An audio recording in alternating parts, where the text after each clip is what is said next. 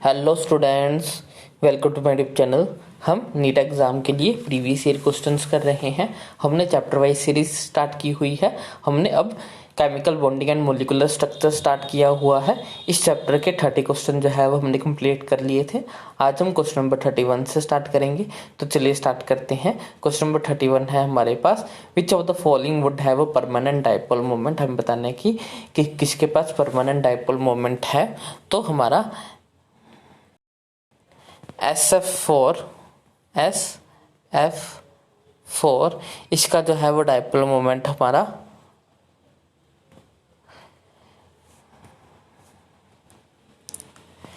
SF4 का जो है वो हमारा डाइपोल मोमेंट 0 नहीं होता, क्योंकि इसके पास जो ये इसकी शेप जो है वो सिमेट्रिकल शेप नहीं है, सीसो इसकी शेप होती है, जिसके कारण इसमें जो है वो डाइपोल मोमेंट जो है प्रेजेंट होता है। तो इसके पास हमारा परमानेंट डाइपोल मोमेंट है।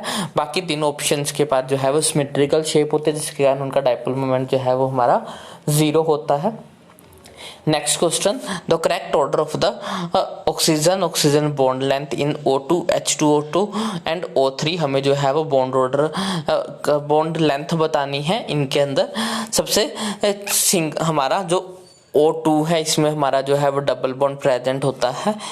H2O2 में हमारा प्योरली सिंगल बॉन्ड प्रेजेंट होता है। O3 में हमारा डबल बॉन्ड और सिंगल बॉन्ड जो है वो रेजोनेंस में आ जाता है, जिसके कारण जो है वो इसकी बॉन्ड लेंथ जो है वो डबल बॉन्ड और सिंगल बॉन्ड के बीच में कहीं पे होगी।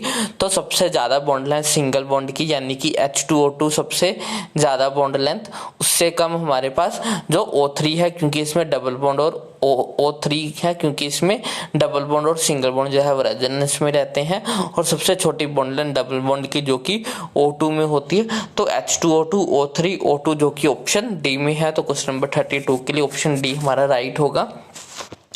Next question, question number 33, H2O is a dipolar where as BeF2 is not. It is because जो हमारा वाटर होता है वो हमारा डाइपोलर होता है, लेकिन BeF2 नहीं होता। इसका कारण हमें बताना है। इसका कारण ये है कि जो हमारा H2O है, इसके पास एंगुलर शेप होती है, बेंट शेप होती है, लेकिन BeF2 जो है वो हमारा एक लीनियर शेप स्ट्रक्चर है, सिमेट्रिकल स्ट्रक्चर है, जिसके कारण इसमें जो है वो डाइपोल कैंसिल आउट होके जो है वो 0 हो जाता है डाइपोल मोमेंट टोटल। तो इसके लिए ऑप्शन डी राइट होगा। H2O is angular where BeF2 is linear. Next question, question number 34. The dipole moment of diatomic molecule AB and CD are this। हमें जो है डाइपोल मोमेंट गिवन है दो diatomic molecule के, और उनका बॉन्ड डिस्टेंस भी गिवन है। हमें बताना है कि इस डाटा से हमें क्या पता लगता है। तो इस डाटा से हमें ये पता लगता है कि जो AB है वो लेस आयनिक है एज कम्पेयर टू हमारा CD, जो कि ऑप्शन सी में है। AB has lesser ionic bond character than the CD। Next question, question number 35, which of the following bond will be the most polar. हमें बताना है कि कौन सा सबसे ज्यादा पोलर होगा, जिनमें जो है वो इलेक्ट्रोनेगेटिविटी का डिफरेंस सबसे ज्यादा होगा, वह सबसे ज्यादा पोलर होगा। तो नाइट्रोजन और फ्लोरीन में इलेक्ट्रोनेगेटिविटी का डिफरेंस ज्यादा होता है, तो इसलिए जो है वो मोस्ट पोलर भी जो है वो यही होगा। तो क्वेश्चन नंबर 35 के लिए ऑप्शन सी हमारा राइट होगा।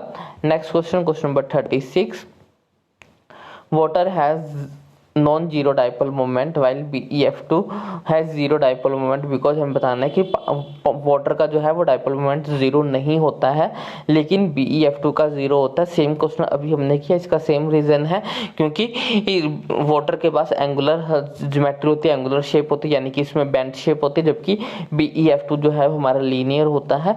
तो BeF2 is a linear molecule and water is bent. तो ऑप्शन बी इज राइट होगा क्वेश्चन नंबर 36 के लिए। Next question, question number 37, in the structure ClF3 the number of the lone pair of electron on the central atom chlorine के ऊपर हमें lone pair बताना है। 3 F लगे हुए हैं इसके ऊपर। तो जो है वो हमारे पास इसमें 2 लोन पेयर जो है वो बच जाएंगे, 2 लोन पेयर। तो ऑप्शन बी राइट होगा, 2 लोन पेयर जो है इसमें रहते हैं। Next question, question number 38, which of the following molecule represent the order of hybridization sp2 sp2 sp sp from left to right. हमें बताना है कि लेफ्ट टू राइट ये वाला ऑर्डर किस में जो है वो पाया जाता है। तो ये तो हमारा स्टार्टिंग में ही sp हो गया, क्योंकि ट्रिपल बॉन्ड है, तो ये नहीं है। इसमें डबल बॉन्ड है, तो ये हमारा sp2 होगा। इसमें भी डबल बॉन्ड है, तो ये भी sp2 sp2 होगा, इसमें ट्रिपल बॉन्ड हो गया तो ये sp ये भी sp, sp2 sp2 sp sp, यानी कि ऑप्शन बी हमारा राइट होगा क्वेश्चन नंबर 38 के लिए। Next question number 39, which of the following pair of compound is iso electronic and iso structural. हमें बताना है कि कौन सा इनमें से जो है वो आइसो इलेक्ट्रॉनिक है और आइसो स्ट्रक्चरल है। तो इसमें जो है वो हमारा IbVr2F negative, BiVr2 negative and XeF2 जो है वो हमारे आइसो इलेक्ट्रॉनिक होंगे और आइसो स्ट्रक्चर होंगे, दोनों जो है वो हमारे लीनियर शेप में पाए जाते हैं।